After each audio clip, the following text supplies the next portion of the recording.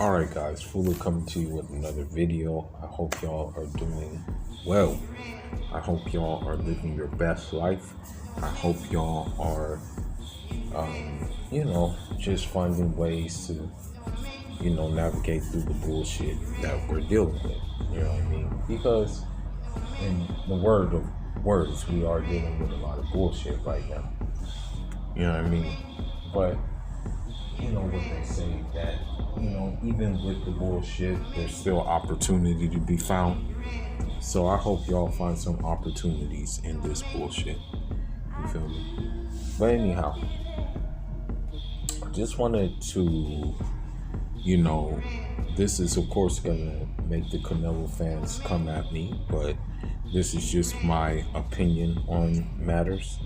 And the Canelo fans, they don't like me anyway, but I'm just gonna make them probably not like me even more. But anyhow,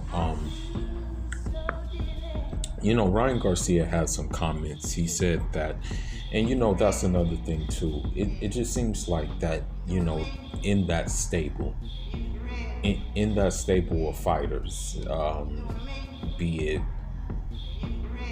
with the exception maybe Frank Sanchez, and maybe the exception of a few others, it just seems like that stable, they're always talking about something, you know what I mean? And that person who seems to be doing the talking but not the walking is Ryan Garcia. You know what I mean? As far as that is concerned, we all know Ryan Garcia to just be all cap at this point. We know Ryan Garcia to not even want the fights that we would like to see, but we're not going to see them. More or less. I mean, I think out of those fights, the most likely fight we will be blessed to see, that is a possibility, is him and Teofimo Lopez. That's the only one, really, because he's not gonna fight Tank, and he's for sure not going to fight Devin Haney, who beat him a couple of times in the amateurs, and I believe that Ryan Garcia beat him as well in the amateurs too. But really what I want to do is just address a comment in which, actually a couple of comments that Ryan Garcia made. And those comments were pertaining to Canelo and Floyd Mayweather. Now, he says that, if Canelo was at his best, that he would beat Floyd Mayweather. He then goes on to say that Canelo has better intelligence inside the ring. He goes on to say that Canelo is bigger. He goes on to say that,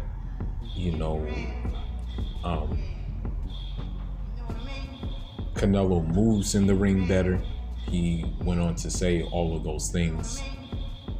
And that he said that in order for Floyd to have a chance, that he would have to box Canelo. Now, if Canelo wasn't in his prime when he fought Floyd, then what was he then? You know what I mean? I believe when he fought Floyd, he was 40 fights in already, or something to that effect. He's been professional since he was 15 years old. Now, if you want to make the argument that Canelo wasn't ready for that fight and that he was way out of his league fighting Floyd Mayweather, they said the same thing about Floyd Mayweather when he fought certain people. They favored Diego Corrales to win that Floyd Mayweather fight. They actually said that, it was too early for Floyd to fight him. when Floyd fought Gennaro Hernandez, they said that was too early as well. When Floyd fought, I believe it was Angel Manfredi, they said that he was fighting him too early as well. So if those fights were too early for Floyd and he rose to the occasion and was successful in those fights, then what's Canelo's excuse for not beating Floyd when they said he was, too premature to be in the fight with Floyd? So what was his excuse? What was his reasoning for not beating him? If they said the same thing about Floyd in regards to many fighters, you know what I mean?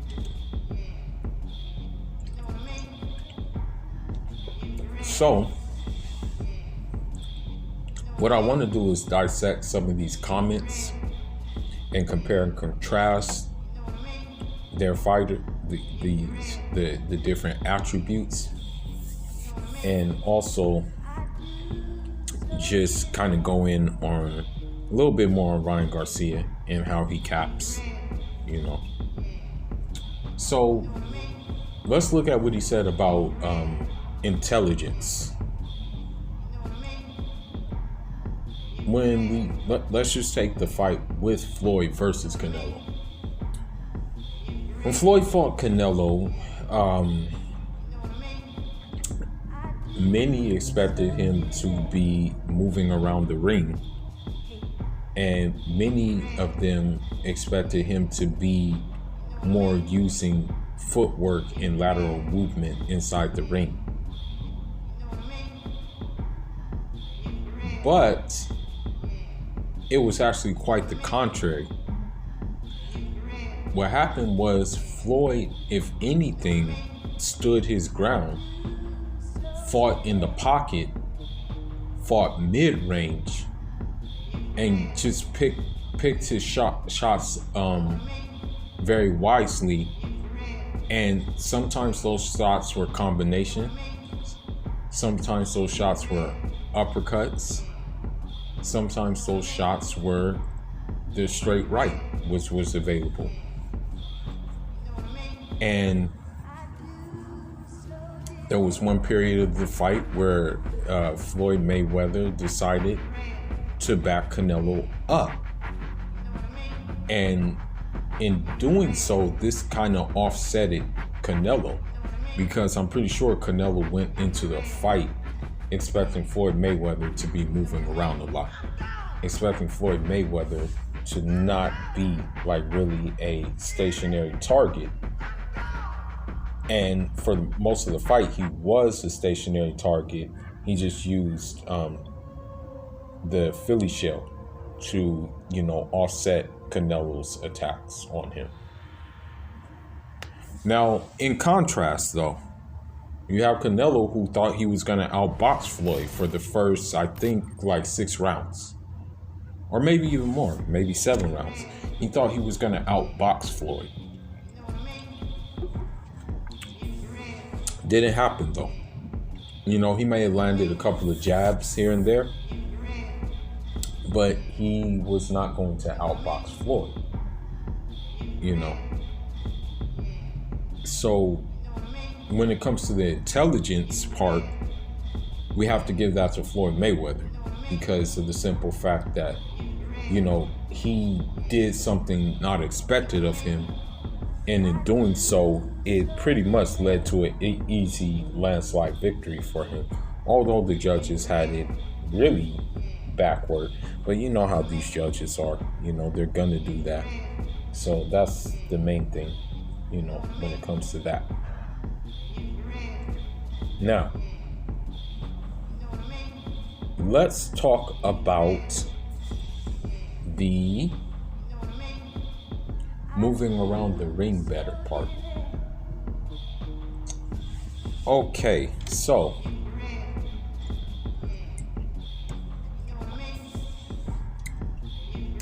when you really think about it, that statement is not backed by any facts. The thing is Floyd is very good with footwork, very good at measuring the distance, very good at lateral movement, using angles and things like that. He has all of that in the bag when it comes to his boxing style, right? Now, on the contrary, Canelo is flat-footed, okay? As I said in the previous video, in regards to Ryan Garcia and his victory over Luke Campbell, I guess in the school of Eddie Reynoso, boxing on your toes is not of importance. Using upper body movement to slip punches is of importance, while boxing on your toes isn't. And I'm just gonna be honest with you. Canelo didn't learn how to do that in his career. As a result of that, he doesn't have really good footwork. He crosses his legs. He really doesn't know how to move around the ring in such a way which will allow him to, offset any mover who boxes. For example, let's take the fight with Erislandy Lara. Canelo only landed, I think, like 12 shots to the head in that fight. He didn't land that many shots to the head. Lara, on the other hand, was peppering him 1-2s. I remember there was a check hook in that fight. He was doing like a lot, okay? And the reason why he could do what he did is for the simple fact that Canelo didn't have the footwork to keep up with him. As a matter of fact, Lara even said after the fight, after they robbed him, that he did what he wanted with Canelo. And you can see that. You can pretty much see that he did indeed do what he wanted with Canelo. It was just like 1-2, bing, bing, 1-2, bing, bing, check hook. Not really letting anything get in on Canelo. You know what I mean? Not letting him get off on him. Using movement a lot, keeping distance. And that's just pretty much it. And Canelo couldn't really do anything about it for the simple fact that he doesn't have the footwork to do something about it. And so with that being said, in order to be better around the ring, you need good footwork. And that's something that Canelo doesn't have,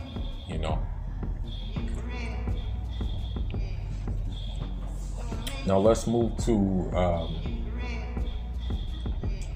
think he said something about he's bigger. He's bigger.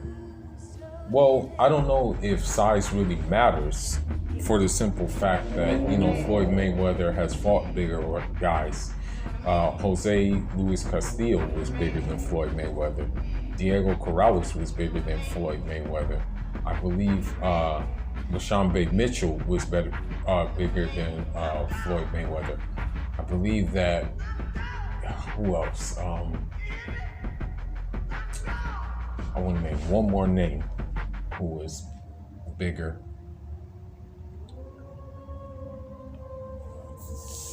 I think this guy from South Africa was bigger than Floyd Mayweather. I think his name was Justin Juco. And there was also Philip Ndu.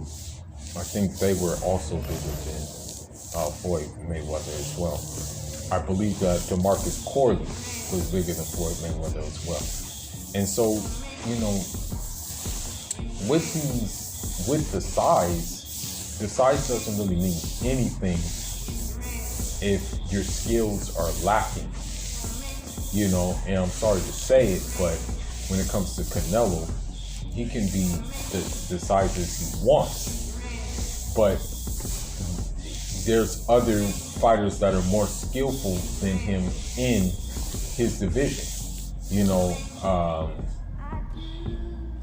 I would say that although I'm not really the biggest fan of him, I would say that, you know, Caleb Plant on the skill level, but only on skills, not on anything else, and maybe on speed, he is better than Canelo. You know what I mean? On the skills, if we just talking about skills.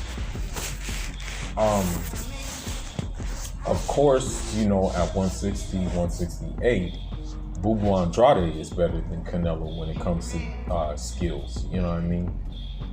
And you know, and if we want to talk about size, then that would be a problem, you know, because here's the thing, you can be big, stocky and stuff like that, but if your reach ain't there, then someone with the reach is going to offset that if they know how to use the reach, you know what I mean? And that's the reason why Canelo does not want to fight a Boo Boo Andrade, for the simple fact that he has the size, but he also has the reach. And the thing is, his jab would be flying at you at everywhere. His jab would be everywhere in your face and things like that. And in addition to that, he has footwork as well, you know. And he knows how to box on his toes, so yeah. So we move on to, you know, what happened after the Floyd Mayweather fight. Canelo tries to fight like him now. You know what I mean? Like, I'm sorry to say it, but if it wasn't for that Floyd Mayweather fight, Canelo would not be fighting the way he's fighting right now. You know what I mean? If anything, Floyd taught him so many things. You know what I mean? And I guess, you know, he just feels a certain type of way about Floyd, of course, for handing him his first loss. But if anything, he should be thanking Floyd. You know what I mean? He should be thanking Floyd that he taught him,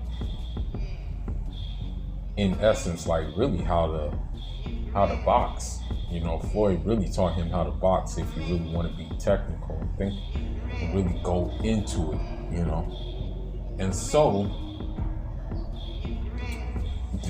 those statements that Ryan Garcia made, you know, those are pretty much invalid statements, you know what I mean? And I think he's just saying it because he is just riding that wave over there. Now, in terms of Ryan Garcia himself, you know, he just needs to just shut up. I really don't think he's gonna fight anybody, as I said before. And I really don't think he desires to fight anybody, because although he did stop Luke Campbell, people know that there are more fighters in that division that are polished, right? When you really think about it, even, I'll bet a Rafe on this. Yeah, I'll bet a Rafe. If Shakur Stevenson was to come up to 135, he would beat Ryan Garcia. And I'm willing to guarantee that he would beat him one-sidedly. I'm willing to guarantee Devin Haney beats Ryan Garcia one-sided. The Tank fight, it may be a little bit different because of the simple fact that, you know, it can go two ways. First way is Ryan Garcia will learn to use his length and keep him at bay with the jab. Or the second way is that, you know, Tank goes in there and just bulldozes him and knocks his block off. You know what I mean? And I do question still if Ryan Garcia even has the skill to outbox Gervonta Tank Davis. I question if that's even available in his tool shed. So, with all that being said, Ryan Garcia is just capping like usual. And I think the reason why he's capping is for the simple fact that he